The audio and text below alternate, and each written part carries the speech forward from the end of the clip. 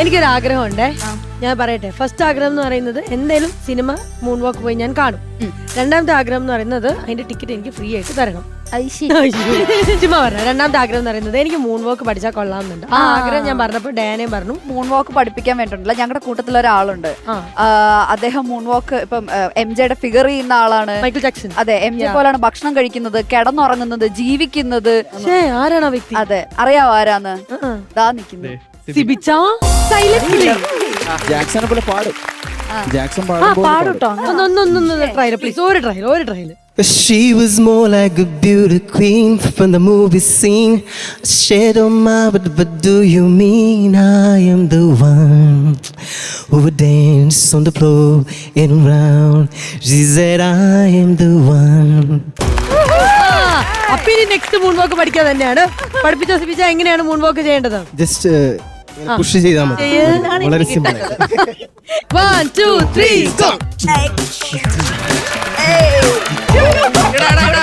ഒരു second, gown ഒന്ന് പൊക്കിട്ട് ചെയ്യാമോ? നമ്മളെ കൊണ്ട് നടക്കില്ല, പക്ഷെ എന്തായാലും ഒന്ന് ട്രൈ ചെയ്യാം. പഠിപ്പിച്ചത് എന്തായാലും മനസ്സിലായി, ഏകദേശം ഒരു കുറച്ച് മനസ്സിലായി. നമ്മളിത് പ്രാക്ടീസ് ചെയ്യുന്നതായിരിക്കും. അത് മാത്രമല്ല, മനോജിനോട് ഞാൻ ചോദിക്കണം. മനോജ്, കാരണം ആദ്യം നമ്മൾ പറഞ്ഞു വന്നപ്പോൾ വെറുതെ ലാലേട്ടെന്ന് പറഞ്ഞു പോയെങ്കിലും ലാലേട്ടോട് അഭിനയിക്കാൻ കിട്ടുന്ന ഒരു സ്പേസ്, അല്ലെങ്കിൽ ആ സ്ക്രീൻ സ്പേസ് തന്നെ കുറേ ഉണ്ട്. അതും ഭയങ്കര ഒരു എക്സ്പീരിയൻസ് തന്നെയാണ്. അപ്പൊ ഒന്ന് നമ്മളായിട്ട് ഷെയർ ചെയ്യോ ആ ഒരു എക്സ്പീരിയൻസ്? ലാലേട്ടനോടുള്ള എക്സ്പീരിയൻസ് പറഞ്ഞു വെച്ച് കഴിഞ്ഞാൽ ഒരു കൊച്ചു പിള്ളേരെ പോലെയാണ്. നമുക്ക് ഭയങ്കര രസമായിട്ട് അഭിനയിക്കാം. മോനെ ചായ കുടിച്ചു എന്നുള്ള രീതിയിലും. എന്റെ വീടിനടുത്ത, ഞാൻ ലാലേട്ടന്റെ വീടിനടുത്താണ്. അങ്ങനെ പറഞ്ഞാൽ ശരിയാവും. അതെ, ലാലേട്ടന്റെ വീട് മുടവൻ മുകളും എന്റെ വീട് പുന്നയ്ക്കാൻ മുകളും, നടക്കാനുള്ള ദൂരമേ ഉള്ളൂ. അങ്ങനെ ഞാൻ പറഞ്ഞു എങ്ങനെ മുടവൻ മുകളിനടുത്താണ് താമസിക്കുന്നത്, ആണോ എന്നൊക്കെ ചോദിച്ച് ഫണ്ണായിട്ട് പോയി. പക്ഷെ ഞാൻ ഇടയ്ക്ക് ചോദിക്കാറുണ്ട്, ടിപ്സ് ചോദിക്കണമല്ലോ, ലെജൻഡ് അല്ലേ. അപ്പൊ ഞാൻ അഭിനയിക്കുന്നത് ഓക്കെ ആണോ? ഞാൻ അണ്ണാന്ന് വിളിക്കാറുണ്ട് ഇപ്പോഴും. പിന്നെ ഞാൻ ചോദിച്ചായിരുന്നു, ഇങ്ങനെ ഞാൻ അഭിനയിക്കുന്നത് കൊള്ളാമോ, ഓക്കെ ആണോ? അതെന്താ മോനെ, നീ എല്ലാം നല്ല ഈസി ആയിട്ടല്ലേ ചെയ്യുന്നത്? പിന്നെ അങ്ങനെ ഫണ്ണായിട്ട് പോയി ഭയങ്കര. പിന്നെ കുറച്ച് കഴിഞ്ഞപ്പോഴത്തേക്കും പിന്നെ അണ്ണ എന്നുള്ള വിളി, അണ്ണ എന്തോന്ന് അണ്ണ എന്നുള്ളതാണ്. പിന്നെ ജസ്റ്റ് ആ ഒരു ഫ്രണ്ട്ഷിപ്പും ആ ഒരു ബന്ധവും ഇപ്പോഴും തുടർന്നു പോകും. പോകുന്നതിന് മുമ്പ് നമുക്ക് ഈ സിനിമയെ പറ്റി എന്തായാലും നമ്മൾ ട്രെയിലർ കണ്ടു, പ്രോമിസിംഗ് ആയിട്ടുള്ള ഒരു മൂവിയാണെന്ന് മനസ്സിലായി, നിങ്ങളുടെ വൈബ് മനസ്സിലായി.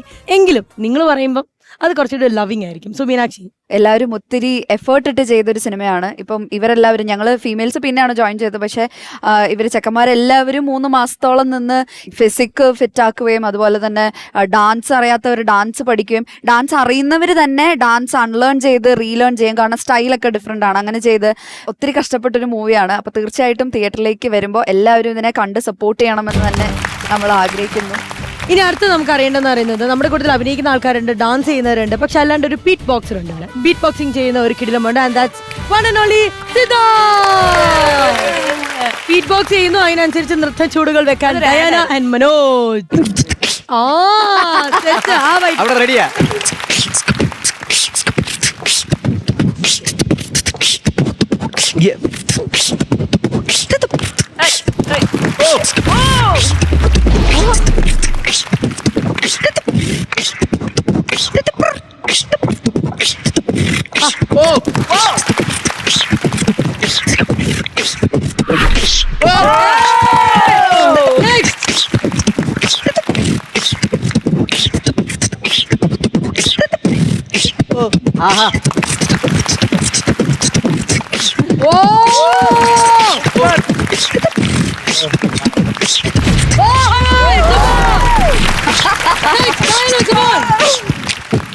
ഇതേ